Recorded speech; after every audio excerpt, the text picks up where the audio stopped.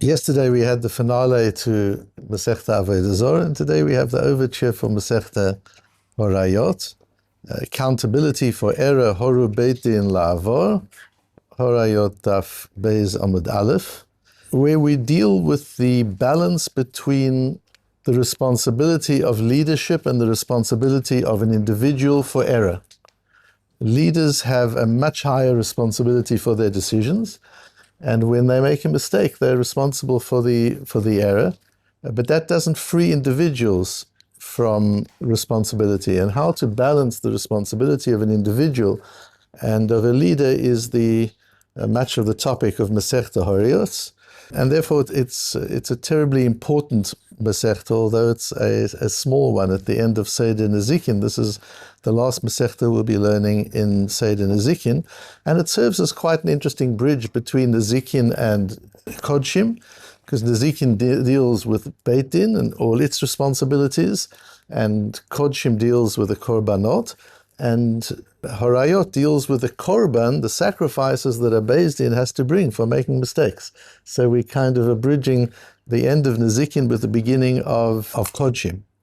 And I approach Horayot with enormous fear and trepidation and awe, all because of the importance of the topic, of what it is, like any Masechta, and trepidation, firstly, because it's one of these Masechtas that I've had very little exposure to, and worse, even more seriously, there's very little written on it.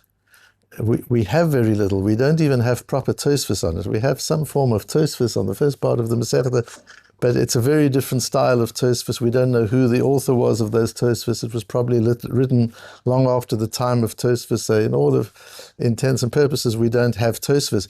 And when you don't have Tosfos on a Masechta, it's not just Tosfos you're missing. Hundreds of volumes of Sforim are written on the Tosfos of every Masechta. The Tosfos is a springboard for all the discussion that takes place. If you take the Tosfos out of a Masechta, together with taking the Tosfos out, you take a whole library of Sforim on that particular Masechta.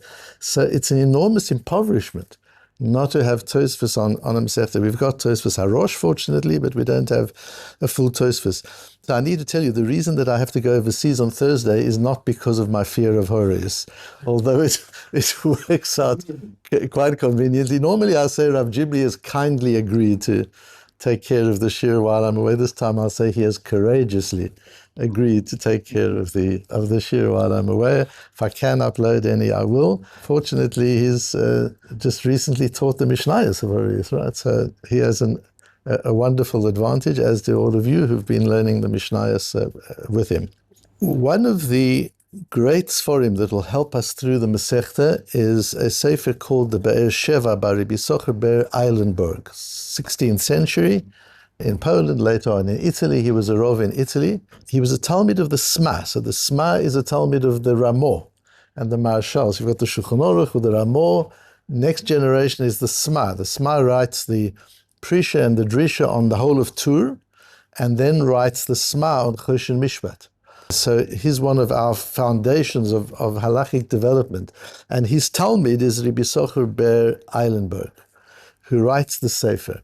Quite tragically, Rabbi Socher Ber was a very, very great Talmud Chochem and was appointed the Rov of Tzfat. And he was very excited about that appointment, to be able to come to Israel and come to Tzfat. He was appointed as the Rov of the Ashkenazi community in Tzfat. The Chidor writes about it, and tragically he died on the way and never made it to Israel, and he's buried in Europe. And he says in his introduction to his Sefer, Ve'en benoam kamanot yamaniyot yahalechem lishov mayim besason lahavin dat kedoshim. There's just a lack of navigation to understand the view of the early kedoshim, the Amoraim, the Tanoim, Marei Matnitin, the masters of the Mishnah, Gemara, uviprat maseches Horayos. He wrote on Masechtas that don't have Tosfos. That's what the Be'er Sheva devoted his life to, writing on the Masechtas that don't have Tosfos. And then he sends his manuscripts around the world to get their comments, to get peer reviews. And he sends to Tzfat as well, because this is the time when there was a big community of Chachomim in Tzfat. So he gets approval from his peers in Europe. It's interesting, the Sma is his own age, although he writes in Chuvas and Siman Lamed Beis, he writes about the Sma as his Rebbe, but the Sma is the same age as he is. And the Levush is a Rebbe of his. He sends his manuscripts to all of them to make sure that people are happy with what he's doing, because he's basically undertaking the work of Rishonim. The Tosfos is written by Rishonim, the great of the Rishonim, and they're written by many people, not just by one person. As a single person, he writes Tosfos for those Masechtas that don't have a Tosfos. And then he gets approval for it. And he says, Metzatia domeh lekfifa she'en la oznaim. He says, especially Masechta Horayot, our Masechta, I found it like a big basket that doesn't have a handle. Where do you hold it? How do you get hold of it? How do you deal with it? Ki arum ve'eria, because it is naked. B'choser kol ma shenimtza b'shar Masechtot, lacking the clothing that other Masechtas have. He writes so beautifully. So this gave me a lot of comfort to see that the Be'er Sheva finds Horayot intimidating. Then anybody who doesn't find Horayot intimidating is just an arrogant idiot. Because even somebody like him looks at it and says, I couldn't get my hand around it. Hein minat Tosfos, we don't have a Tosfos. Hein min mare bekomis ala Gemara, we don't have cross-references to other Gemaras. Hein min tikunei te'oyot harbe, there are many mistakes that haven't been corrected in the manuscripts. Sheyesh bavi masechta chamura me'od, and it's a very serious masechta. V'chamo ken maseches Talmud, and also maseches Talmud, and so on. And so you see from the Be'er Sheva what fear and trepidation he himself has as he approaches the masechta. But he'll be a help and a comfort to us. What's important to understand at the outset is there are three categories of shigaga. We can make errors. We make mistakes. And we have a korban chatat for making a mistake. You were just learning about a korban chatat a few minutes ago. That there's a way to do tshuva. A person makes a mistake, you still have to do tshuva. Even though you made a mistake, you did something wrong. The fact that it was in error doesn't mean it wasn't wrong. We still need kapara for doing wrong. So there's a korban chatat, we bring a sin offering for doing wrong. There are three kinds of wrongdoing that we can do as individuals. The one is we make a mistake, it's shigagat din, we don't know what the halacha is. We thought something was allowed and it isn't, we didn't know. The other is shigagat metziut. We thought that what we were eating was meat or kosher meat, and it turns out to be treif meat. We didn't know. And the third is shigagat hora'ah. The Beis Din gave a hechsher and we ate. We didn't eat by mistake. We knew exactly what we were eating, but we thought it was kosher because we were told. The Beis Din gives a psak, and we followed the psak of the Beis Din, but they made a mistake. The error was theirs, which resulted in the individual doing something wrong. That's the topic of Masechta Horayot.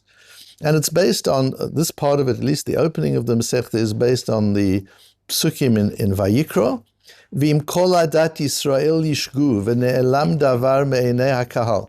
And if the whole community of Yisrael make a mistake, and there's an idea that is lost to them, they didn't think of something. V'asu achat mikol mitzvot Hashem asher lo ta'asena, and they do one of the forbidden actions of Hashem, va'ashemu, and they are responsible. Says Rashi, adat Yisrael means the Sanhedrin. In kol adat Yisrael yishku, that means the Sanhedrin makes a mistake. V'ne'elam davar, that means ta'ul horot ba'achat mikol kritut shebatorah shu mutar. That on an isur kores, the Beis Din said it was mutar, that was allowed. That's what we're talking about. Hakahal v'yasu, and the community acts on it. She'asu tzibur al pihem. The majority of the community, or the entire community, acts on the psak of the Beis Din, which was mistaken, and they do something wrong, thinking it was right. It becomes clear that they've made a mistake. They've got to bring a par, each tribe, each shevet has to bring a par he'elem davar shel tzibur, it's called. And the Rambam always, when we start a new Masechta, we need to get familiar with ideas and concepts. The Rambam is a wonderful place to frame it for us. And the Rambam says, Kol davar shechayavim al shigigato chatat kvu'ah, any sin for which doing a regular shogeg you would be chayav, you would be obligated to bring a sin offering. Im shagagu beit din hagadol b'orah, if the Sanhedrin made a mistake in their decision, v'horu lahatiro v'shigagu, and they gave a psak, they decided it's permitted although it isn't, by mistake. V'shagagu ha'am b'horatam, and the nation followed their decision. thereby doing something wrong. And they are relying on Beis Din, and then Beis Din discovers they've made a mistake. The individual doesn't have to bring a korban. In that case, the Beis Din has to bring a korban. Even though the Beis Din did nothing wrong in action, they didn't do an Aveira. They made a decision, but they didn't act. Because we don't look at whether the Dayanim, whether the judges on the Beis Din did the Aveira. We don't look at that at all. Their mistake was the decision. Their mistake was the psak, which caused others to do. And that's what they're responsible. They're not responsible for acting on their psak. They're responsible for giving the psak. And the rest of the people, even though they transgressed, they don't bring a korban because they relied on the Beit Din. And so the people who bring the korban here is the leadership who made the decision, not the individuals who acted on the decision that the leadership made in error. That's the principle of the beginning of Masechta Horayos. Nikra par ha'elem davar shel tzibur, and the korban that they bring is called a korban ha'elem davar shel tzibur. In the korbanos that we say every morning, we talk about a korban chatat tzibur. There's a korban chatat yachid that an individual brings, and there's a chatat tzibur. We bring them on Yom Tov, on Rosh Chodesh, and this is also a chatat tzibur. So our Mishnah then opens up, and horu beit din la'avor al achad mikol mitzvot hamurot b'Torah. The Beis Din decides to allow something which the Torah forbids. V'halach hayachid v'asa shogeg al piem, and the individual went and acted according to their pasak. Ben shasu v'asa imahen, ben shasu v'asa achrein. No matter what the circumstances, the Beis Din is chayiv. But there we have an interesting exception to that. Horu beit din v'yada echad mehem sheta'u or talmid v'hu ra'ui l'hora. Beis Din say you're allowed to eat this. There's one person on the Beis Din, or a person in the kollel who's not on the Beis Din, but he's a knowledgeable person. He could be on the Beis Din, and he says you're mistaken. This is wrong. You've made a mistake, and the entire Sanhedrin says we're sure we're right. And he says, a courageous individual, he says, but I know you're wrong, you've made a mistake. They say, we're right, we're issuing the psak. They issue the psak, v'halach v'asa al pihen, and he says, okay guys, you're issuing the psak, I follow, I'll do what you say. What's the din? Harei zeh chayav, he's got to bring a korban chatos. He can't say, I was relying on the Beis Din. If you have the knowledge that Beis Din have made a mistake, you have no right to rely on them. You don't abdicate your life to an authority. You can delegate your decision-making to somebody who knows more than you. But to abdicate, there's a difference between delegating and abdicating. And if a Talmud says they're making a mistake, you can't abdicate and say, but I'll follow them.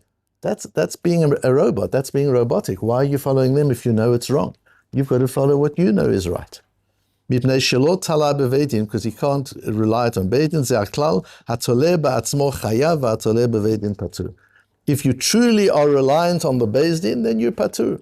But if you know the truth, you can't rely on the Beis Din. You've got to make your own decisions, and you've got to do that which is right. And now we live in a time where everything the Beis Din says, the Gedolim say, the Rov says, the things. That doesn't abdicate responsibility from somebody who has the capacity to know the halacha himself.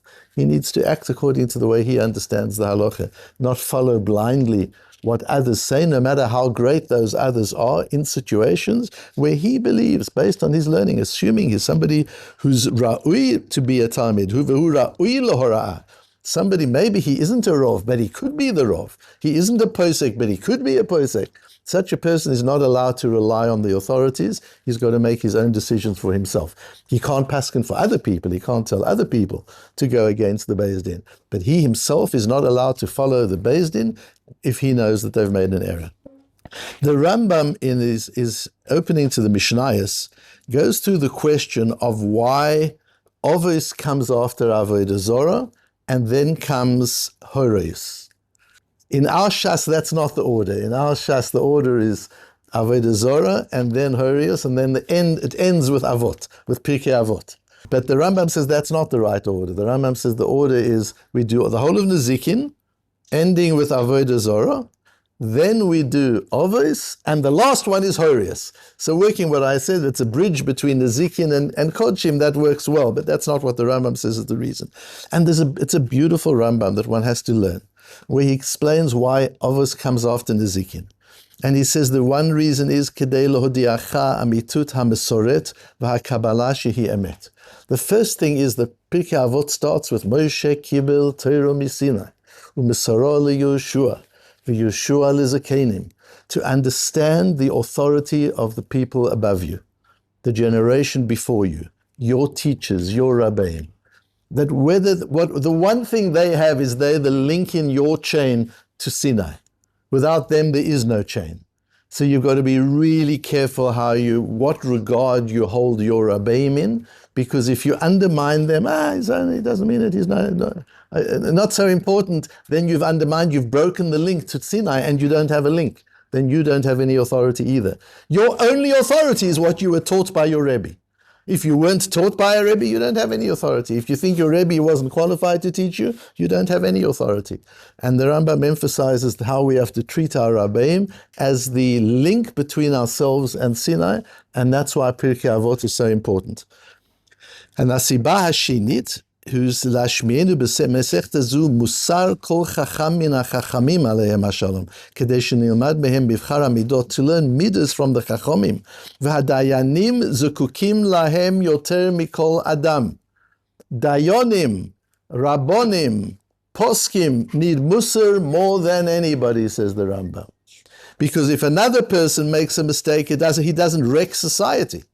But if through arrogance a posek makes a mistake or a rov makes a mistake, he undermines the whole community. He damages everybody. Im lo dayan bal musar umenumas.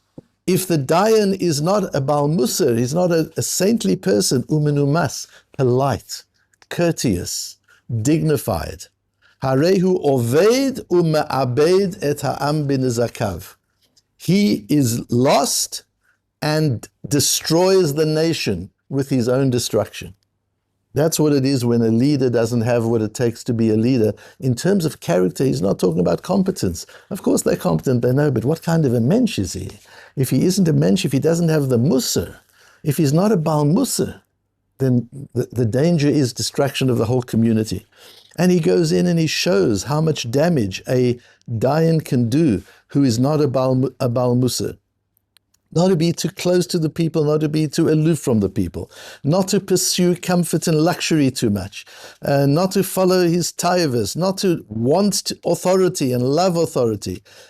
On and on, he goes and shows all the areas that a leader can destroy their people because of character flaws, and why it's so important that a rov, a dayan, somebody who's making decisions for the community is that kind of person, and that's why Pirkei Avot comes.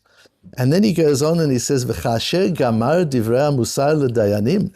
And after he's finished with Pirkei Ovis, written specifically for dayanim. That's what Pirkei Ovis is. Pirkei Ovis should be part of a smicha program.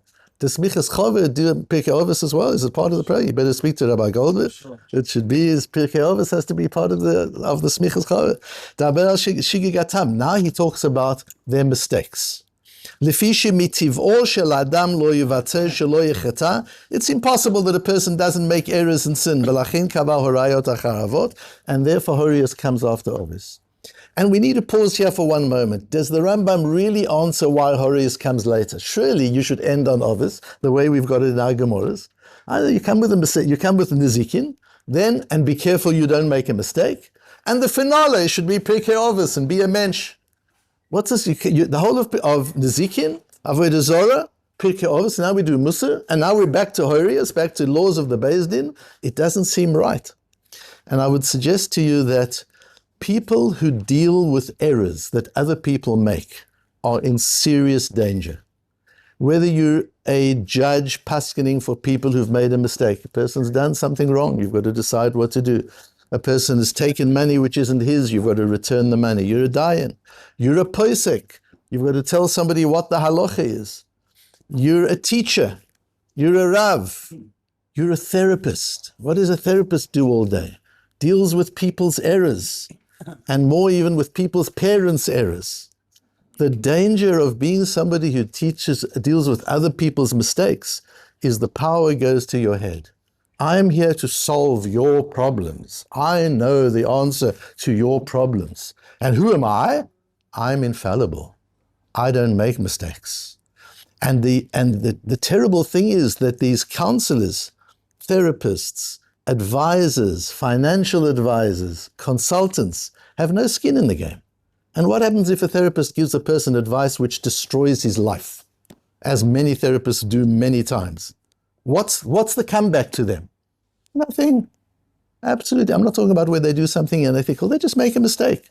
They advise the person, the advice turns out to have been bad. They made a mistake. Does the therapist go to jail? No. A life has been destroyed. A family has been destroyed.